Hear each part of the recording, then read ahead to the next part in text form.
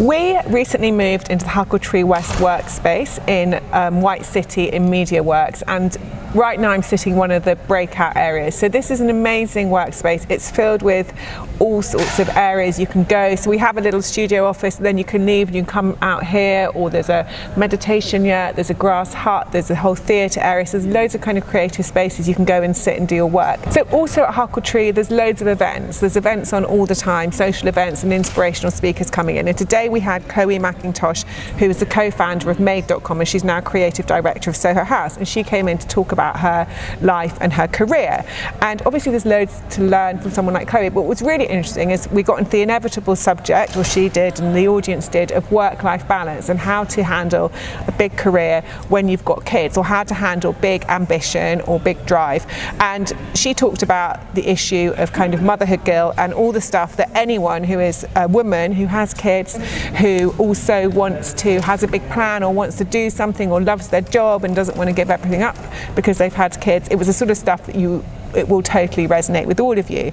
So what she said is that there's no such thing as work-life balance, and in fact the only way to deal with it is to bring your work and your life together, and she literally said to meld them together. So she was talking about how her son, who's 12 and is actually in the audience, has said things to her like, oh, you weren't around when I was little. And even though he can't actually remember her not being around when he was little, because little kids don't remember these things, but nonetheless, you know, if a child says that to you, that's a big kind of like stake to the heart, oh my God, I'm a terrible mother, you know, what am I doing wrong type of moment, and no one wants to hear that sort of stuff. So obviously anyone who's working has probably had comments like that or thought of things like that in their own head.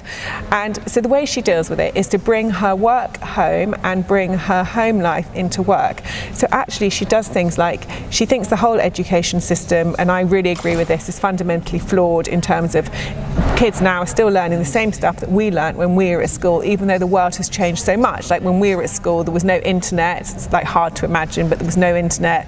You know, you had to, if you wanted to look something up, you had to look up in the Encyclopedia Britannica, and now we can like voice dictate into phones. Like you don't even need to learn to write. So the whole education system is really outdated and hasn't moved on. So to get around that and to help her with this work-life balance, she does things like bring her son to work with her for a day, and he attends all her meetings and literally sits in on them and asks questions. And there's a little boy who's 12, which I thought was absolutely brilliant. I could actually bring my kids in here, because one of the good things about Huckletree is they have a playroom for kids, so you can bring your kids to work. One of the questions I always get asked is how I manage work-life balance, how do I juggle the kids with my personal ambition and my drive and the things I want to do. And the reality is, the honest answer is, I don't really know, I just juggle it on the fly. I think when I had my previous business, Talk to the Press, I actually juggled it much better. The kids were kind of more demanding them. I didn't have the childcare in place that I do now, and it was much more reliant on me. So I sort of worked in a more structured environment, and my kids were smaller, and obviously I gave them more time when they were smaller. The weekends are really all about the kids. I really don't like it if they go to my mum's. I really miss them, and I sort of want them to be with us at the weekend and for us to be having family time.